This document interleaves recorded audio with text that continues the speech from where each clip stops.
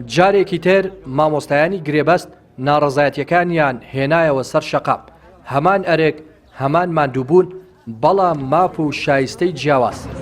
مامۆستایانی گرێبەست دوو داواکاری سەرەکیان هەیە، پێدانی موچەکانیان لە کاتی خۆیدا و بوون بە هەمیشەیانە، هاوشێوەی مامۆستایانی میلاک بۆ ئەو مەبەستە بەشێک لە مامۆستایانی گرێبەست لە بەردەم پەروەردەی ڕانیا گرت بوونەوە.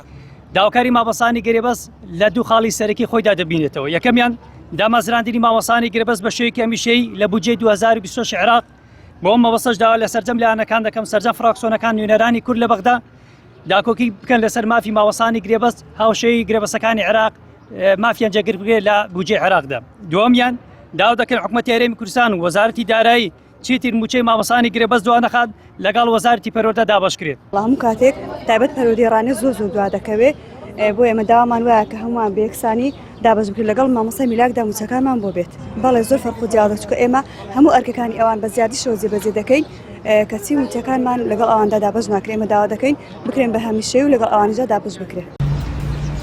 بەڕێوەبەری پەروەردەی ڕانیا دەڵێت داواکاریەکانی مامۆستایانی گرێبەست ڕەوایە، حەق و مافی خۆیانە و پشتگیری داواکاریەکانیان دەکەن. هەموو ئەو دڵسۆز و ماندوونە ناسانەی کە چەند ساڵێکە خزمەت بە بواری پەروەردە دەکەن و ئەمڕۆ داواکاریەکانیان لە بەردەمی پەروەردەیە، من بە ئەرکی سەرشانی خۆمی دەزانم داواکاریەکانیان لێوەربگرین و بیگەێنی لایەنی پەیوەندیدار و داواکاریەکانیشان خۆی لە دوو خاڵی ڕئیسی بینیوەتەوە. یەکیان دامەزراندنە بە شێوەیەکی هەمیشەیی کە حەق و ماف و شایستەی خۆیانە لەبەرەوەی حکوومەتی هەرێمی کوردستان ئیشی پێیانە و ئێستا بەبێ ئەوان ناتوانین لە پەروەردە بەردەوام بین لە خزمەتکردنی ڕۆڵەکانمان.